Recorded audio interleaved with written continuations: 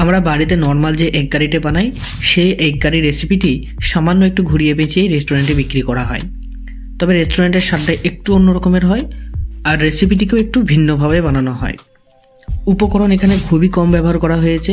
কাজু কিশমিশ বা ওরকম অন্য কিছুর কোনো ঝামেলা নেই, শুধুমাত্র টমেটো পেস্ট দিয়ে তৈরি হয়ে যায় সম্পূর্ণ রেসিপিটি। তো ওয়েলকাম টু ডিএফএম। তাহলে চলুন শুরু করি আজকের রেসিপি। এই এগ কারি রেসিপিটি শুরু করছি তার গ্রেভি দিয়ে। আর এই গ্রেভি বানানোর জন্য কড়াইয়ে কিছুটা সরষের তেল নিয়েছি।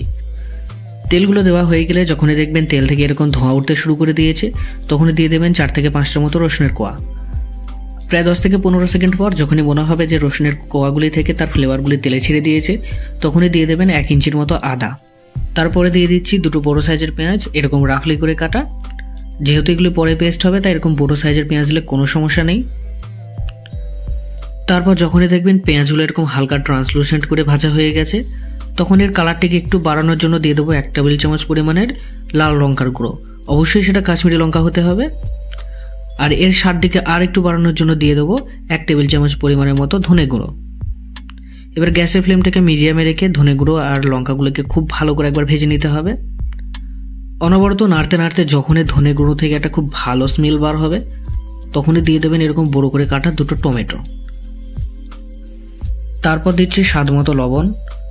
লবণ দেওয়া হয়ে গেলে একবার দেখুন খুব ভালো করে নেড়ে দিচ্ছি। আর নাড়া হয়ে গেলে বা ঢাকা দিয়ে প্রায় 10 থেকে 12 মিনিটের মতো সিদ্ধ করে দেবো। অবশ্যই গ্যাসের ফ্লেমটিকে একদম লোতে রাখতে হবে।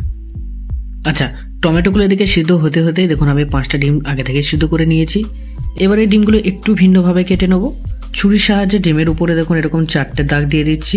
অবশ্যই দাগগুলো একটু গভীরে কাটবেন, আবার বেশি কাটতে গেলে কিন্তু ডিমটা 2 আধখানা হয়ে যাবে। ভিডিওতে ঠিক যেমন দেখতে পাচ্ছেন ঠিক এরকম করেই কেটে নেবেন আপনারা। এক পিঠ কাটা হলে উল্টো পিঠটা ভুলেও কাটতে যাবে না, নয়তো ডিমগুলো একদম খুলে যাবে। তো ব্যাস বাকি ডিমগুলোকে এরকম করে কেটে নেবো। প্রায় 10 থেকে 12 মিনিট পর টমেটোগুলি দেখুন কেমন হয়েছে, অনেকটাই গলে এসেছে, জলও কিছুটা বার হয়েছে। এবার গ্যাসের ফ্লেমটাকে একদম অফ করে দেবো। আর তারপরে টমেটোগুলোকে তুলে একটা পেস্ট বানিয়ে নেবো। অবশ্যই টমেটোগুলো ঠান্ডা হওয়ার পরে পেস্ট বানাবেন।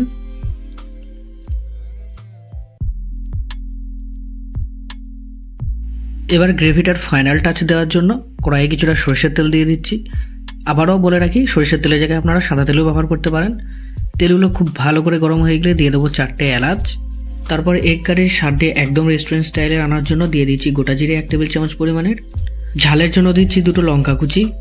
আর গ্রেভির কালারটিও একদম রেস্টুরেন্টের মতো আনার জন্য দিচ্ছি 1 টেবিল চামচের মতো কাশ্মীরি লঙ্কা গুঁড়ো আর 1 চা চামচ হলুদ গুঁড়ো দিয়ে একবার খুব ভালো করে নেড়ে দেবো। তারপর যখনই খুব একটা সুন্দর সুগন্ধ বার হবে, তখনই দিয়ে দেবো সেই টমেটোর পেস্টটি। আর মিক্সিটাকেও ধুয়ে দেখুন অল্প পরিমাণে কিছুটা জল দিচ্ছি। তারপর গ্রেভিটাকে 40 থেকে 50 সেকেন্ডের মতো একবার খুব ভালো করে নেড়ে দিয়ে ঢাকা দিয়ে একটা বয়েলের জন্য অপেক্ষা করব। প্রায় 2 মিনিট পর দেখুন একটা খুব ভালো বয়েল চলে এসেছে এবং গ্রেভির ঘনত্বটি দেখুন একটু গাঢ় হয়ে এসেছে। এবার ডিমগুলো দিয়ে দেবো। তো ডিমগুলি দেওয়ার আগে ডিমের কালারটি একটু রেস্টুরেন্ট স্টাইলের মতো নিয়ে আসি। তো তার জন্য কিছুটা সরিষার তেল নিয়েছি খুব অল্প পরিমাণের। আর এই তেলটি খুব ভালো করে গরম হয়ে গেলে দিয়ে দেবো অল্প পরিমাণের হলুদ গুঁড়ো আর কিছুটা কাশ্মীরি লাল লঙ্কার গুঁড়ো।